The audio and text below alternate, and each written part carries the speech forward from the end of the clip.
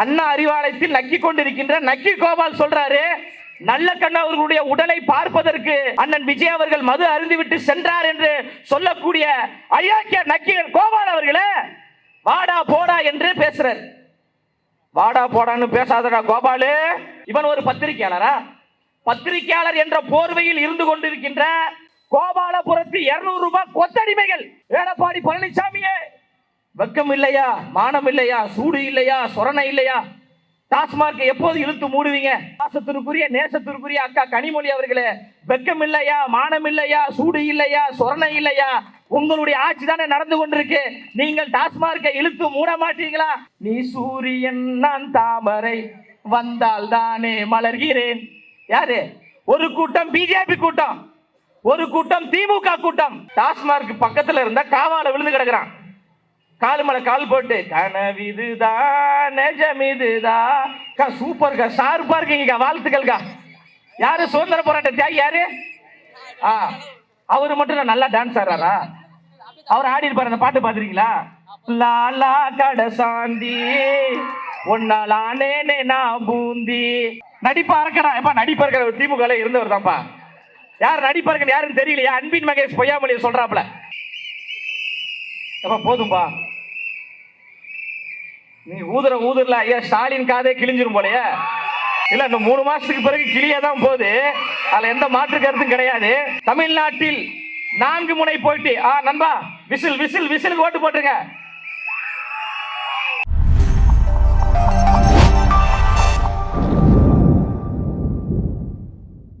பாதையை தேடாதே, பாதையை உருவாக்கு என்று தனக்காக தனி ஒரு பாதை அமைத்து தமிழக வெற்றி கழகம் என்பது மற்றும் ஒரு அரசியல் கட்சி கிடையாது. அது தமிழ்நாட்டில் மாற்றத்தை ஏற்படுத்தக்கூடிய அரசியல் புரட்சி என்று மக்கள் விரும்பும் முதல்வர் வேட்பாளர் 3 மாதத்திற்கு பிறகு தமிழ்நாட்டின் முதலமைச்சராக சென்ட் ஜார்ஜ் கோட்டையில் அமர இருக்கின்ற தலைவர் தளபதி அவர்களை வணங்கி, உழைப்பால் உயர்ந்த மனிதர், கழகத்திற்காக உழைத்துக் கொண்டிருக்கின்ற கழகத்தினுடைய பொதுச் செயலாளர் ஐயா ஆனந்த் அவர்களை வணங்கி, வேளச்சேரியின் அடையாளமாக இருக்கின்ற தமிழக வெற்றி கழகத்தின் ஆற்றல் வாய்ந்த செயல் வீரர், மாவட்ட செயலாளர், துடிப்பான ஒரு இளைஞர், தளபதி அவர்களுடைய அன்பை பெற்றவர், பொதுச் செயலாளர் அவருடைய பாசத்தை பெற்றவர், வேளச்சேரி மயிலாப்பூர் பகுதியில் இருக்கின்ற மக்களுடைய உள்ளத்தை கவர்ந்த நம்முடைய மாவட்ட செயலாளர் KV தாமு அவர்களுக்கும் தன்னுடைய பேச்சால் தமிழ்நாடு மட்டுமல்லாமல் உலகம் முழுவதும் தன்னுடைய பேச்சால் கட்டி ஆண்டு கொண்டிருக்கின்ற பேச்சின் அரசன், தமிழக வெற்றி கழகத்தின் அடையாளமாக இருக்கின்ற நாவரசர் ஐயா நாஞ்சில் சம்பத் அவர்களுக்கும், இந்த நிகழ்வை மிக சிறப்பாக நடத்தி கொண்டிருக்கின்ற வேளச்சேரி மேற்கு பகுதியை சார்ந்த வேளச்சேரி வெங்கடேஷ் அவர்களுக்கும் என்னுடைய முதற்கண் வணக்கத்தை தெரிவித்துக் கொள்கின்றேன்.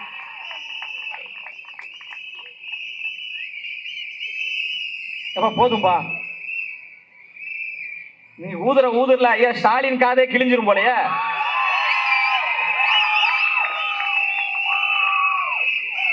இல்ல, இந்த 3 மாசத்துக்கு பிறகு கிளியதான் போகுது. அதுல எந்த மாற்று கருத்தும் கிடையாது. அதுக்கு முன்னாடியே அது ஒரு டீசரா? டீசரே இப்படி இருக்குன்னா தேர்தல் நேரங்களில் மெயின் பிக்சர் எப்படி இருக்கும் என்று திமுக சிந்திக்க வேண்டும்.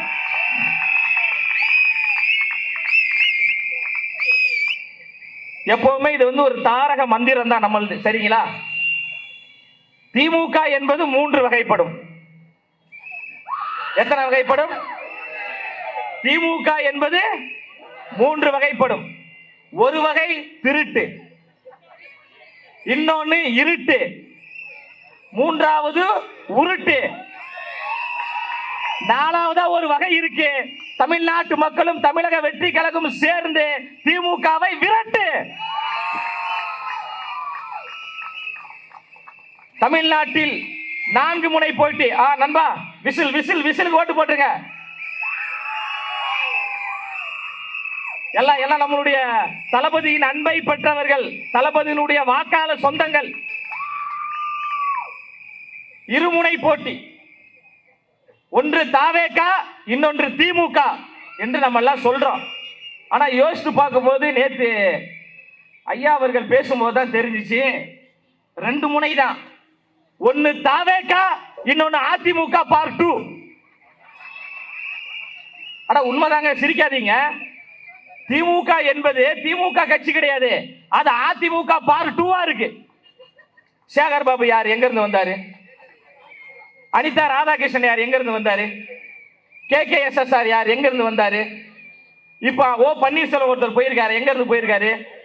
அப்ப திமுக என்பது அதிமுக பார்ட் 2. ஏவா வேலு அண்ணவர் ஞாபகப்படுத்தாரு. அப்ப நீங்களே சொல்லுங்க, பேர் சொல்லுங்க. ஏவா வேலு, அப்புறம் 10 ரூபா பாலாஜி, அப்புறம் வேற ரகுபதி, அப்புறம் வேற வைத்திலிங்க, அப்புறம் யாருமா? நடிப்பார்க்கடா. எப்ப நடிப்பார்க்கிற திமுக இருந்தவர் தான்ப்பா. யார் நடிப்பார்க்க யாருன்னு தெரியலையா? அன்பின் மகேஷ் பொய்யாமொழியை சொல்றாப்ல. அப்போ திமுக கட்சி என்பது அதிமுக பார்ட் 2 மாறி இருக்கு. அப்ப தமிழ்நாட்டில் இருமுனை போட்டி, ஒன்று தாவேகா, இன்னொன்று அதிமுக பார்ட் 2. தமிழ்நாட்டில் ஆட்சி அமைக்க போறது தமிழக வெற்றி கழகம் தான். தமிழ்நாட்டு மக்களுடைய தாய்மார்களின் அன்பை பெற்ற ஒரு தலைவராக அண்ணன் விஜய் அவர்கள் இருக்கிறாங்க. அதுல எந்த மாற்று கருத்துமே கிடையாது. நம்ம தாமோ அன்பரசன் சொல்லிட்டு ஒரு அமைச்சர் இருக்கிறார், திமுக சார்ந்த ஒரு அமைச்சர், பக்கத்து தொகுதி தானே. அவர் சொல்றார், விஜய் அவர்கள் கால் தூசி கூட சமம் கிடையாது என்று. அமைச்சர் தாமோ அன்பரசன் அவர்களே, நாங்க சொல்றோம் 75 ஆண்டுகள் பவள விழா கொண்டாடிய திமுக கட்சின்னு சொல்றீங்களே, உங்க திமுக கட்சி எங்களுடைய கால் தூசிக்கு சமம் கிடையாது. நாங்கள் கொள்ளையடிக்கல, நாங்கள் மக்களுடைய கிட்னியை கொள்ளையடிக்கல. நாங்கள் படிக்க வந்த பெண்ணை அண்ணா யூனிவர்சிட்டியில் பாலியல் வன்புணர்வு நாங்க செய்யல. அண்ணா நகரில் 10 வயது சிறுமியை பாலியல் கொடுமை நாங்க செய்யல. இதையெல்லாம் செய்தது திருட்டு திமுக தான். தீய சக்தி திமுக. திமுக என்பது திராவிட முன்னேற்ற கழகம் கிடையாது, திருடர்கள் முன்னேற்ற கழகம் என்பதை நம்ம வெளிப்படையாக சொல்லுவோம். சொல்றாரு, ஒவ்வொரு வீட்லயும் விஜய் ரசிகர்கள் இருப்பாங்க, தயவு செய்து அவங்களுக்கு சோறே போடாதீங்கன்னு தாமோ அன்பரசன் அவர்கள் சொல்றாங்க. தாமோ அன்பரசன் வீட்டில் இருக்க நாங்க சொல்றோம், அக்கா மாரே அம்மா மாரே, தயவு செய்து தாமோ அன்பரசன் அவர்களுக்கு நீங்க சோறு போடாதீங்கன்ற. திமுக வீட்டில் இருக்கக்கூடியவர்களை தயவு செய்து திமுகவினுடைய கரை வேட்டி கட்டி கொண்டு உங்க வீட்டுக்குள் வந்தார்கள் என்றால் பச்சை தண்ணியும் கொடுக்காதீங்க, சோறும் போடாதீங்க. இந்த தமிழ்நாடை நாசமாக்கியது திமுக என்கின்ற தீய சக்தி தான் அவர் சொல்றார். அப்புறம் என்ன சொல்றாரு, இந்த 3ஆம் ஆண்டு நிகழ்வா தலைவர் அவர்கள் நடனம் ஆண்டார்ல, அந்த நடனத்தை பார்த்த உடனே எனக்கு அவமானமா இருக்கு அப்படின்னு யாரு, தாமோ அன்பரசன் அவர் சொல்றாரு. தமிழ்நாட்டின் நடனத்தின் அடையாளம் தளபதி அவர்கள் தான். தளபதி அவர்களுக்கு இணையாக நடனமாட யாருமே கிடையாது. அது அவங்களுக்கு ரொம்ப அவமானமா இருக்கா. இப்ப அவங்க கட்சியில ஒருத்தர் இருக்காருல்ல, சுதந்திர போராட்ட தியாகி, யாரு? சூப்பர்க்கா, ஷார்ப்பா இருக்கீங்க, வாழ்த்துக்கள்க்கா. யாரு சுதந்திர போராட்ட தியாகி? யாரு? அவரு மட்டும் நல்லா டான்ஸ் ஆடுறாரா? அவர் ஆடி இருப்பாரு, அந்த பாட்டு பாத்துறீங்களா? லாலா கட சாந்தி ஒன்னாலானே நான் பூந்தி, அந்த மாதிரி டான்ஸ் ஆட சொல்றாரு அவரு. தாவேகா என்பது கொள்கை இல்லாத கட்சி, அவர்களிடம் கொள்கை இல்லை அப்படின்னாங்க. சரி, நான் கூட சரி திமுக பயங்கரமான கொள்கை இருக்கும் போல, சிறப்பான கொள்கை இருக்கும் போல நான் நினைச்சேன். அப்புறம் இந்த விருதுநகர்ல ஒரு மாநாடு ஒன்று நடந்துச்சுல, அந்த மாநாட்டில் நான் திமுகவினுடைய கொள்கையை பார்த்துட்டேமா, சிறப்பான கொள்கை. வாழை தார பிடிச்சிட்டு தொங்குறாமா, தொங்குன்னு தொங்குறான். அந்த தொங்குறவனை பிடிச்சி இன்னொருத்தன் தொங்குறான், அவனை பிடிச்சி இன்னொருத்தன் தொங்குறான் பாருங்க, டவுசர் அவுந்து போச்சு. இது ஒரு பக்கம். இன்னொரு பக்கம் கரும்பு கட்டி வச்சிருந்தாங்களா, அந்த கரும்பை களவாடிட்டு ஒருத்தன் ஓடுறான். மாநாட்டுக்கு வாகனத்துல போனாங்களே, வாகனத்துல மக்கள் வருவாங்கன்னு பார்த்தா மாநாட்டில் போடப்பட்ட அந்த சேரை எல்லாத்தையும் ஆட்டையை போட்டு போயிட்டான். மாநாட்டு திடல்ல கூட்டம் நடக்குன்னு பார்த்தா மாநாட்டு திடலுக்கு பக்கத்துல இருந்த டாஸ்மார்க்கில் கூட்டம் அதிகமா இருந்துச்சு. திமுகவினுடைய அந்த கரைவேட்டி துண்டை போட்டுக்கிட்டு, அந்த கரைவேட்டியை கட்டிக்கிட்டு எதுல தெரியுமா விழுந்து கிடந்தா? டாஸ்மார்க் பக்கத்துல இருந்த காவால விழுந்து கிடக்குறான். காலு மேல கால் போட்டு கனவிதுதான் நெஜமிதுதான் உலகினிலே என்னை யார் வெல்லுவார் என்னை யார் வெல்லுவார் ஹோ எம்மா விழுந்து கிடக்குறாங்கம்மா சாக்கடைக்குள்ள. இதுதான் திமுகவினுடைய கொள்கையா? நம்ம துணை முதலமைச்சர் உதயநிதி ஸ்டாலினுடைய பர்த்டே ஃபங்க்ஷன், இந்த பாட்டெல்லாம் உங்களுக்கு தெரிஞ்சிருக்கும், ஏன்னா இந்த தொகுதியில் நம்ம பாடணும். அமைச்சர் உட்கார்ந்து இருக்கிறார், யாரு? பெரிய கருப்பன். கருப்பை ஏற்கனவே ரொம்ப குசுமுகார் தானே, கருப்பை உட்கார்ந்து இருக்கிறாப்புல. சரி, ரொம்ப கொள்கைவாதிகள் தானே, நல்ல ஒரு கொள்கையை சார்ந்த பாடலா இருக்குன்னு பார்த்தா உண்மையிலே இதுதான் திமுகவினுடைய கொள்கை என்று பாடல் மூலமா சொல்லிட்டாங்க. பாட்டில் சரக்கு ஒண்ணு குடிக்கவா, குடிச்சு தண்ணி மேல தள்ளாடாம நடக்கவா, குடிக்க தொட்டி ஒண்ணு கட்டவா, கட்டி ரம்மு ஜிம்மு அதில் ஊத்தவா, சாஞ்சிக்கலாமா சாஞ்சிக்கலாமா சந்தோஷமா தான் சாஞ்சிக்கலாமா, குளிக்கி வச்ச கொக்க கோல போல சாயங்காலம் வேலை பொங்கி வந்தால. அமைச்சருக்கு பொங்கிருச்சு போல. உடனே அவரு அம்மா அங்க நின்று ஆடாதம்மா முன்னாடி வந்து ஆடுமான்ற. இதுதான் திமுகவினுடைய கொள்கையா? இதுதான் திமுகவினுடைய சித்தாந்தமா? நாங்கள் மிக தெளிவாக இருக்கிறோம். எங்க தலைவர் பிறப்புக்கும் எல்லா உயிருக்கும் என்கின்ற சமத்துவ நிலைப்பாடோடு அரசியல் கட்சியை உருவாக்கி இருக்கிறார். எல்லோருக்கும் எல்லாம் கிடைக்க வேண்டும் என்பதுதான் எங்களுடைய சித்தாந்தம். ஏழை பணக்காரன் என்ற பாகுபாடு இருக்கக்கூடாது, சாதி மத மோதல்கள் இருக்கக்கூடாது, பிரிவினைகள் இருக்கக்கூடாது, ஒடுக்குமுறைகள் இருக்கக்கூடாது என்று சமத்துவ அரசியலை முன்னெடுக்க வேண்டும் என்று சமத்துவத்தின் தலைவராக வரக்கூடிய ஒரே தலைவர் அண்ணன் விஜய் அவர்கள் தான். கொள்கை ரீதியா பேசுங்க, கோட்பாடு ரீதியா பேசுங்க, அதை நாங்கள் எதிர்கொள்வதற்கு தயாராக இருக்கிறோம். இந்த மீச அப்படியே வலிஞ்சு வடியுது ஒருத்தருக்கு, அவரை நக்கி கோபால்னு சொல்லுவாங்க. என்ன கோபால்? இப்ப நக்கீரன் கோபால் இல்லப்பா, நக்கி கோபால். அண்ணா அறிவாலயத்தில் நக்கி கொண்டிருக்கின்ற நக்கி கோபால் சொல்றாரு, நல்ல கண்ணவர்களுடைய உடலை பார்ப்பதற்கு செல்கின்ற போது அண்ணன் விஜய் அவர்கள் மது அருந்திவிட்டு சென்றார் என்று சொல்லக்கூடிய அயோக்கிய நக்கீரன் கோபால் அவர்களே வாடா போடா என்று பேசுறார். வாடா போடான்னு பேசாதடா கோபாலு. இதே விமர்சனத்தை தான் புரட்சி தலைவர் கேப்டன் விஜயகாந்த் அவர்களுக்கு என்ன முன்னெடுத்தாங்க? சமூக வலைதளத்தில் இதே போன்ற அவதூறுகளை, அவர் ஒரு குடிகாரர், அவருக்கு எதுவுமே தெரியாது என்று திமுக முன்னெடுத்தது. ஆனால் தேமுதிக தொண்டர்கள் அதை கண்டுகொள்ளாமல் விட்டு விட்டால் கேப்டன் அவருடைய வீழ்ச்சியை நோக்கி போனாங்க. ஆனா தமிழக வெற்றி கழகம் என்பது அப்படி கிடையாது. இந்த கூட்டம் என்பது உலகத்திலே தலை சிறந்த விர்ச்சுவல் வாரியர்ஸ் என்கின்ற போர் படையை நாங்கள் வைத்திருக்கிறோம். அதனால உங்களுடைய இந்த பொய் பிரச்சாரங்கள், பொய் அவதூறுகள், இதையெல்லாம் நாங்கள் தவிடுபடியாக்குவோம். ஒரு மாபெரும் தலைவர், இந்த மண்ணுக்காக உழைத்த ஒரு காம்ரேட், ஒரு கம்யூனிஸ்ட போராளி ஐயா நல்லக்கண்ணு அவர்கள், அவர் இறந்துட்டாரு, தலைவர் போய் பார்க்கறாங்க. அதை கொச்சைப்படுத்துறாருன்னா இவன் ஒரு பத்திரிகையாளரா? பத்திரிகையாளர் என்ற போர்வையில் இருந்து கொண்டிருக்கின்ற கோபாலபுரத்து 200 ரூபாய் கொத்தடிமைகள், நியூஸ் தமிழ் 24x7 என்ற ஒரு செய்தி நிறுவனத்தில் வேலை செய்த பத்திரிகையாளர், திமுகவினுடைய சட்டமன்ற உறுப்பினர் பழனியாண்டி என்ற ஒரு ரவுடி கும்பலால் தாக்கப்பட்ட போது நக்கீரன் கோபால் அவர்களே, உங்கள் வாயில் என்ன இருந்தது? எங்களுடைய சின்ன விசில் இருந்ததா? பேசியிருக்கணுமா கூடாதா?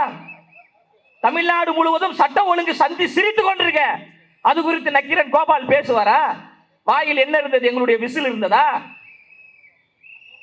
பொறுப்பு டிஜிபியை நியமித்திருக்கிறாங்க, நிரந்தர டிஜிபியை நியமிக்க வேண்டும் என்று உச்ச நீதிமன்றம் சொல்லிய பிறகு கூட இன்னும் நிரந்தர டிஜிபியை நியமிக்காம இருக்காங்களே, இது குறித்து நக்கி பிழைக்கிற கோபால் பேசுவாரா? நான் எந்த பத்திரிகையாளரையும் இப்படி தரைக்குறைவா பேசுனது கிடையாது. ஆனால் என் தலைவனை குறித்து நீ அவதூறாக பேசுகின்ற பொழுது நீ எவ்வளவு பெரிய கொம்பாதி கொம்பனாக இருந்தாலும் உன் முகத்திரையை கிழிப்பதுதான் எங்களுடைய ஒரே வேலை. விசிலடித்தான் கும்பல்கள் என்று சொல்றீங்க. ஆமாம், நாங்கள் விசிலடித்தான் கும்பல்கள் தான், நாங்கள் விசிலடித்தான் குஞ்சுகள் தான். இன்னும் தமிழ்நாட்டில் 3 மாதத்திற்கு எங்களை போன்று விசிலடித்தான் கூட்டத்தை உங்களால் பார்க்கவே முடியாது. திமுக என்பது நாசகார சக்தி, திமுக என்பது மக்களுடைய பணத்தை கொள்ளையடிக்கக்கூடிய சக்தி, திமுக என்பது தமிழ்நாட்டில் இருந்து அப்புறப்படுத்தக்கூடிய சக்தி என்று தமிழ்நாடு முழுவதும் சந்து பந்தெல்லாம் விசிலடித்து திமுகவினுடைய முகத்திரையை நாங்கள் கிழிக்கத்தான் போகிறோம். களத்துல தைரியமாக இருக்கிறோம். வேளச்சேரி வெங்கடேஷ் இருக்கிறாரு, 15 ஆண்டுகளாக ரசிகர் மன்ற நிர்வாகியாக, நற்பணி மன்ற நிர்வாகியாக, மக்கள் இயக்க நிர்வாகியாக சமரசம் இல்லாமல் உழைத்ததால், போராடியதால் தான் இவ்வளவு பெரிய அங்கீகாரம். மாவட்ட செயலாளர் தாமு அவர்களுடைய அன்பை பெற்றவர், நம்பிக்கைக்குரியவர். மிகப்பெரிய பொருளாதார நெருக்கடியில் இருக்கிறார். ஒரு ஏழ்மையான குடும்பத்தை சார்ந்தவர். பொதுச் செயலாளர் அவர்களும், தலைவர் அவர்களும், மாவட்ட செயலாளர் தாமு அவர்களும் கை நீட்டி இந்த வேலையை செய் என்றால் சிறப்பாக செயல்படக்கூடியவர் தான் இந்த பகுதியினுடைய செயலாளர். கண்ணு கட்டிய தூரம் வரை இவ்வளவு கூட்டம் வருதுன்னா திமுக இந்த கூட்டத்தை நடத்த வேண்டும் என்றால் 10 லட்சம் செலவு செய்வாங்க. கோட்டருக்கோ கோழி பிரியாணிக்கோ 2000 ரூபாய் காசுக்கு கூடிய கூட்டம் கிடையாது. அண்ணன் விஜய் என்கின்ற முகத்திற்காக கூடிய கூட்டம், மாற்றத்தை ஏற்படுத்தக்கூடிய கூடிய கூட்டம். இந்த கூடுற கூட்டம் எல்லாம் ஓட்டா மாறுமா என்று திமுக கேலி செய்கிறார்கள். கூடும் கூட்டம் ஓட்டாக மாறும். இங்கே கூடியிருக்கின்ற கூட்டம் என்பது கூடி கலையும் கூட்டம் அல்ல, திமுகவை கூண்டோடு வீட்டிற்கு அனுப்பக்கூடிய கூட்டம். இந்த கூட்டத்தை பார்த்துதான் 2 கூட்டம் கதறி கொண்டிருக்கு. தெரியுதா 2 கூட்டம் யாருன்னு? நீ சூரியன் நான் தாமரை வந்தால் தானே மலர்கிறேன். யாரு? ஒரு கூட்டம் பிஜேபி கூட்டம், ஒரு கூட்டம் திமுக கூட்டம். இந்த 2 கூட்டமும் நம்மை பார்த்து கதறுகிறது என்றால் மக்களின் வலிமையான சக்தியாக அண்ணன் விஜய் அவர்களும் தமிழக வெற்றி கழகமும் தலை சிறந்த ஒரு இயக்கமாக வளர்ந்து வருது. இந்த ஒரு விஷயத்தை சொல்றேன். தலைவர் அவர்கள் ஒரு வீரத்தின் அடையாளமாக சமரசம் செய்யக்கூடாது, சமரசம் செய்ய முடியாத, சமரசம் செய்ய மாட்டேன் என்ற உறுதியான நிலைப்பாட்டு கொண்ட தலைவர் என்பதற்கு ஒரு சிறந்த உதாரணம் என்னன்னா, அவர் எதிர்க்கக்கூடிய 2 கட்சியுமே ஆளுங்கட்சி. ஒன்று திமுக மாநிலத்தில் ஆளுங்கட்சி, ஒன்று பிஜேபி ஒன்றியத்தில் ஆளுங்கட்சி. 2 ஆளுங்கட்சியும் எதிர்த்து நான் துணிச்சலோடு வரேன். தாய்மார்களுடைய ஆதரவோடு, இளைஞர்களுடைய ஆதரவோடு 2 கட்சியும் நான் வீழ்த்துவேன் என்று சமரசம் இல்லாமல் சமர் செய்வதற்காக வரக்கூடிய தலைவர் அண்ணன் விஜய் அவர்கள். அவர் நினைச்சிருந்தா சமரசம் செஞ்சிருக்கலாம், ஒன்றிய அரசோடு சமரசம் செஞ்சிருக்கலாம். அவர் எங்கோ சென்று இருப்பார். அவருடைய சொந்த படத்திற்கு பிரச்சனை, ஜனநாயக படத்துக்கு பிரச்சனை. இது என்னுடைய படம், என் பிரச்சனை, நான் பார்த்துக் கொள்கிறேன். ஆனால் என் பிரச்சனைக்கு நான் மக்களை பயன்படுத்த மாட்டேன் என்று சட்ட போராட்டம் செய்து கொண்டிருக்கக்கூடிய ஒரு தலைவர் அவர். வரும்போது கூட ஒரு தம்பி கேட்டாப்புல, என்னண்ணே படம் எப்பனே வரும், படம் பார்ப்பதுக்கு ரொம்ப ஆவலாக இருக்கிறோன்னு. நான் தம்பிகிட்ட ஒன்று தான் சொன்னேன், 3 மாசத்திற்கு முன்பாக படம் வந்தால் தளபதி விஜய் நடித்த திரைப்படம் என்று வரும். 3 மாதத்திற்கு பிறகு எலெக்ஷன் ரிசல்ட் வந்த பிறகு படம் வந்தால் தமிழ்நாட்டின் முதலமைச்சர் விஜய் நடித்த படம் ஜனநாயகன் என்று வரும். அந்த நிலையை தமிழ்நாட்டில் இருக்கிற மக்கள் உருவாக்கத்தான் போறாங்க. அவர் அப்படியே வந்து திரைத்துறையிலிருந்து அப்படியே அரசியலுக்கு எல்லாம் வரல. இப்ப தாமு அவர்கள் இருக்கிறார்னா 28 வருஷமாக இந்த மக்கள் இயக்கத்தில் உழைச்சிருக்கிறாரு. அவர் ஏராளமான உதவிகளை செய்கிறாரு. அனைத்தும் அவர் உழைத்த பணம். கோடீஸ்வரர் குடும்பத்தை சார்ந்தவர் கிடையாது, மின்டா மிராசு கிடையாது, பண்ணையார் குடும்பம் கிடையாது, சாதாரண எளிய குடும்பம். ஆட்டோ ஓட்டியவர். ஆட்டோ ஓட்டிய தாமு அவர்கள் இன்று மாவட்ட செயலாளராக இருக்கிறார் என்றால் உழைப்புக்கான அங்கீகாரத்தை கொடுக்கக்கூடிய ஒரே தலைவன் அண்ணன் விஜய் அவர்கள் தான். கடுமையாக உழைத்தார், சமரசம் இல்லாமல் உழைத்தார். இங்கு கூடியிருக்கின்ற எல்லோருமே ஏழை எளிய நசுக்கப்பட்ட ஒதுக்கப்பட்ட குடும்பத்தை சார்ந்தவர்கள் தான். மேடையில் அமர்ந்திருக்கக்கூடிய எல்லோரும் எளிய பின்னணியை சார்ந்தவர்கள் தான். இன்று எல்லோரும் ஒரு மிகப்பெரிய ஒரு அங்கீகாரத்தை தலைவர் கொடுத்திருக்கிறார்னா அவர் பணத்தை பார்க்கல, நல்ல மனதை பார்க்கிறார், மக்களுக்காக உழைக்கக்கூடிய சிந்தனையை பார்க்கிறார். இங்கே உங்க முன்னாடி நின்று கொண்டு நான் பேசுறேன். இது 11வது கூட்டம். நேற்று புதுக்கோட்டையில் பேசினோம், நானும் ஐயா நாஞ்சில் சம்பத் அவர்களும். அதுக்கு முன்னாடி ஐயா அவர்கள் திண்டுக்கல்ல பேசினாரு, அதுக்கு முன்னாடி நாகர்கோயில பேசினாரு. ஓய்வே இல்லாமல் உழைத்து கொண்டிருக்கிறாரு. ஐயா வயசாயிடுச்சு, ஓய்வு எடுங்கன்னு ஐயாட்ட சொன்னா, டேய் யாருக்குடா வயசாயிடுச்சு, 25 வயது இளைஞன் என்று சொன்னது மட்டுமில்லாமல் இளைஞன் போல தமிழ்நாடு முழுவதும் சுழன்று கொண்டிருக்கிறார் ஐயா அவர்கள். நாங்களும் தமிழ்நாடு முழுவதும் தொண்டை தண்ணி கிளிய கத்தி கொண்டிருக்கிறோம் என்றால் தமிழ்நாட்டில் ஒரு மாற்றம் நிகழணும். திமுக சொல்றாங்க எங்களை வீழ்த்துவதற்கு யாரும் கிடையாது, கண்ணு கட்டிய தூரம் வரை யாருமே கிடையாது என்று சொல்றாங்க. ஐயா ஸ்டாலின் அவர்களே, கண்ணை திறந்து பாருங்கள், உங்களை வீழ்த்துவதற்கு அண்ணன் விஜய் அவர்கள் இருக்கிறாங்க, தமிழக வெற்றி கழகம் இருக்கிறது. ஐயா ஸ்டாலின் அவர்கள் ஒரு மக்களுக்கான தலைவரா இருப்பார்னு பார்த்தா காப்பி பேஸ்ட் தலைவரா இருக்கிறது. காப்பி பண்ணி பேஸ்ட் பண்றது என்னன்னு புரியுதா? சமீப காலமா அவருடைய காஸ்டியூம் எல்லாம் பாத்தீங்களா? தளபதி மாதிரியே யாரோ போய் சொல்லியிருக்காங்க போல ஆள் மனசுல, ஐயா விஜய் அவர்கள் சினிமாவுக்கு போயிட்டாப்பல, அந்த இடத்தில் வெற்றிடம் இருக்கு, நீங்க ஏன் அந்த இடத்துக்கு போக கூடாது அப்படின்னு யாரோ ஆள் மனதில் சொன்ன உடனே அவரும் ஆமால சரியா தானே இருக்கு அப்படின்னு சொல்லிட்டு நம்ம தளபதி மாதிரியே சட்டை வெள்ளை கலர், தளபதி மாதிரியே காக்கி கலர் பேண்ட், தளபதி மாதிரியே நடக்க ட்ரை பண்ணாரு, முடியல. அதுக்கப்புறம் கட்சிக்காரங்கிட்டே சொல்லி, ஓ தலைவர் நடந்து வருவாப்புல, இந்த பக்கம் இருந்து ஒரு 4 துண்டு, இந்த பக்கம் இருந்து ஒரு 4 துண்டை தூக்கி போடுங்கடான்னு. அவன் சமகான்ல இருந்திருப்பான் போல ஐயா ஸ்டாலின் மேல, துண்டை தூக்கி போறானா சுருட்டி மூஞ்சில் அடிச்சான். அவர் திணறி போய் சில துண்டை பிடிச்சாரு, சில துண்டை கீழே போட்டாரு. ஐயா ஸ்டாலின் அவர்களே, ரீலுக்கும் ரியலுக்கும் நிறைய வித்தியாசம் இருக்கிறது. தமிழ்நாட்டின் ஒரே தளபதி அண்ணன் விஜய் அவர்கள் மட்டும்தான். அதனால இந்த காப்பி பேஸ்ட் வேலையெல்லாம் நீங்க விட்டுட்டு மக்களுக்கான வேலையை பாருங்க. மழை பெய்தால் சென்னை முழுவதும் தத்தளிக்கிறது. வேளச்சேரி என்பது வெள்ளச்சேரியாக மாறுகிறது. எங்கு திரும்பினாலும் பள்ளங்கள், எங்கு திரும்பினாலும் தண்ணியா இருக்கும். மழை பெஞ்சுனா நம்ம வாகனத்தை நிறுத்த இடம் இருக்காது. அப்ப என்ன பண்ணுவோம், ஒரு மேட்டான பகுதியில் போய் நிறுத்தலான்னு மேம்பாலத்து மேல போய் நம்முடைய வாகனத்தை நிறுத்தினால் அதற்கு ஃபைன் போட்ட கேடுகட்ட ஆட்சி தான் இந்த திமுகவின் ஆட்சி.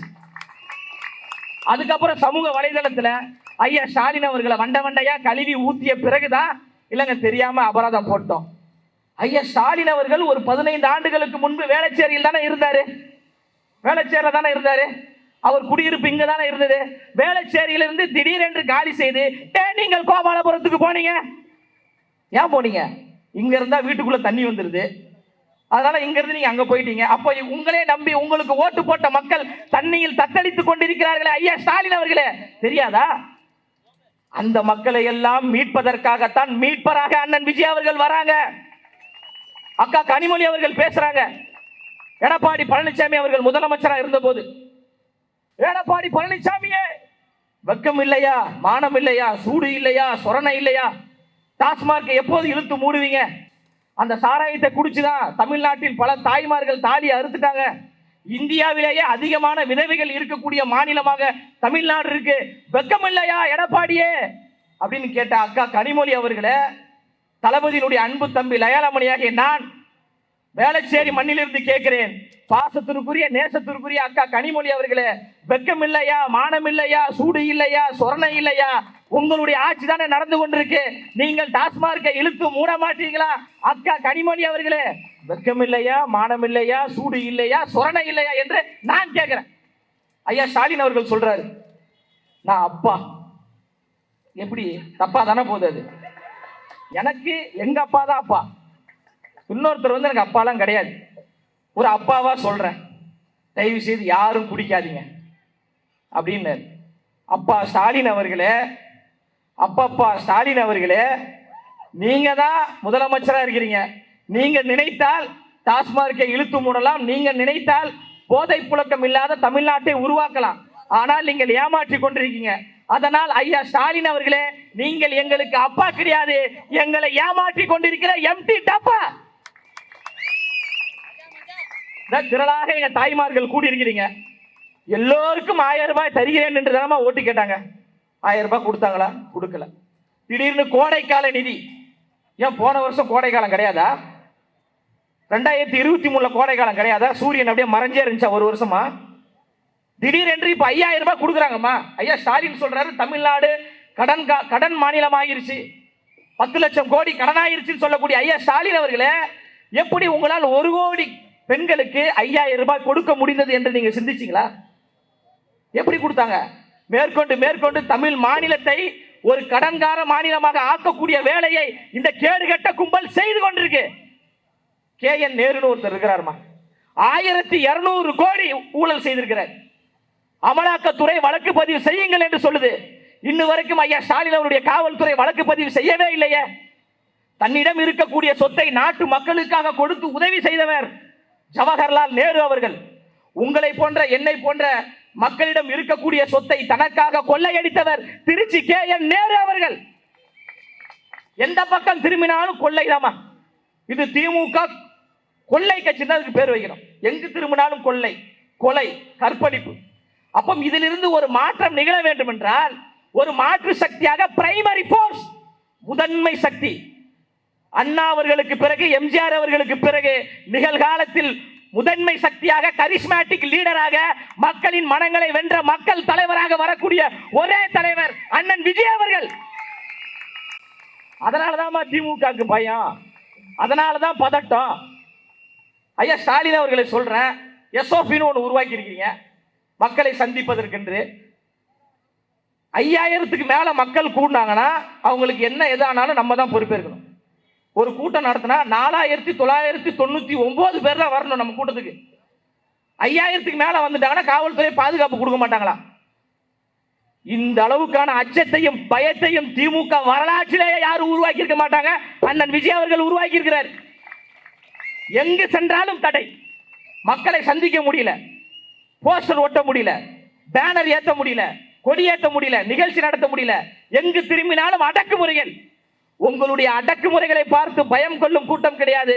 உங்கள் அடக்குமுறையை தவிடு பொடியாக்கி வெற்றி கோட்டைக்கு செல்லக்கூடிய வெற்றி கூட்டம் நாங்கெல்லாம்.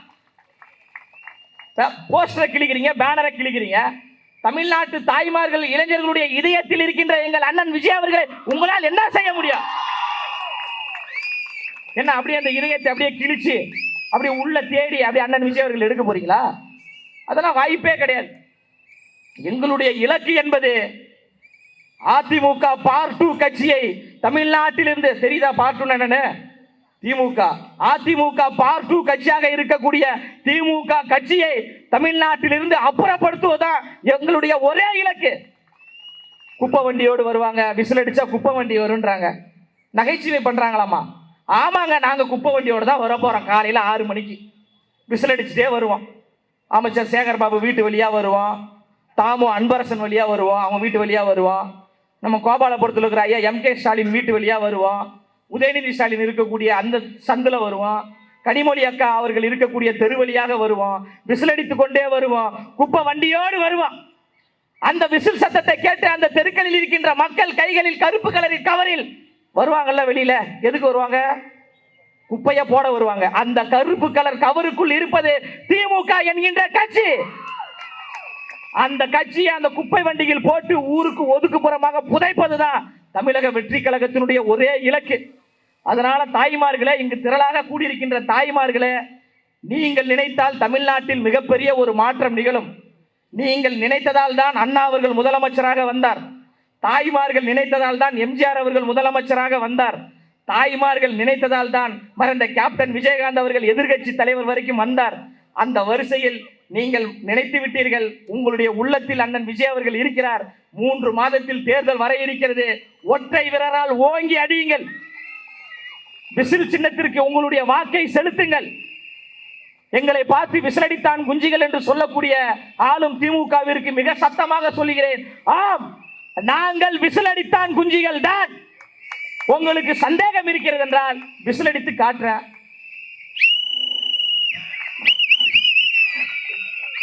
இந்த விசில் சத்தம் விண்ணை புலக்கும். இந்த விசில் சத்தம் கோபாலபுரம் கொத்தடிமைகளை விரட்டும். இந்த விசில் சத்தம் ஜென் சார்ஜ் கோட்டையில் தமிழக வெற்றி கழகம் என்கின்ற கொடியாக பட்டொலி வீசி பறக்கும் என்பதை கூறி பகுதி செயலாளர் சொன்னார், அவ்வளோ நெருக்கடின அப்படின்னு. நம்ம வாத்தியார் பாடல் தான், என்னதான் நடக்கும் நடக்கட்டுமே, இருட்டினில் நீதி மறையட்டுமே, தன்னாலே வெளிவரும் தயங்காதே, தலைவன் இருக்கிறான் மயங்காதே. அப்ப சில பேர் இருக்கிறாங்க 10 கட்சி கூட்டணி, 15 கட்சி கூட்டணி, எல்லாமே சுயநலத்திற்காக வந்தவர்கள் தான். சிலர் ஆசைக்கும் தேவைக்கும் வாழ்வுக்கும் வசதிக்கும் ஊரார் கால் பிடிப்பார். ஒரு மானம் இல்லை அதில் ஈனமில்லை, அவர் எப்போதும் வால் பிடிப்பார். எதிர்காலம் வரும் என் கடமை வரும், இந்த கூட்டத்தின் ஆட்டத்தை ஒழிப்பே, பொது நீதியிலே புது பாதையிலே நல்லோர் முகத்திலே விழிப்பே, நான் நல்லோர் முகத்திலே விழிப்பே, ஆணையிட்டால் அது நடந்து விட்டால் இங்கு ஏழைகள் வேதனை படமாட்டார் என்கின்ற ஒரு நிகழ்கால எம்ஜிஆரின் நிழலாக வரக்கூடியவர் அண்ணன் விஜய் அவர்கள். வரலாறு திரும்புகிறது. 1967 எப்படி அண்ணா தலைமையில் மாற்றம் நிகழ்ந்ததோ, 1977 புரட்சி தலைவர் எம்ஜிஆர் தலைமையில் மாற்றம் நிகழ்ந்ததோ, அண்ணா வழியில் எம்ஜிஆர் வழியில் நிகழ்காலத்தில் வாழ்ந்து கொண்டிருக்கின்ற அண்ணாவாக எம்ஜிஆராக வரக்கூடிய அண்ணன் விஜய் அவர்கள் 2026 சென்ட் ஜார்ஜ் கோட்டையில் முதலமைச்சராக அமர்வார். ஸ்டாலின் போன்ற கொம்பாதி கொம்ப நினைத்தாலும் அண்ணன் அவருடைய வெற்றியை தடுக்க முடியாது என்று கூறி நிறைவு செய்கிறேன். நன்றி, வணக்கம்.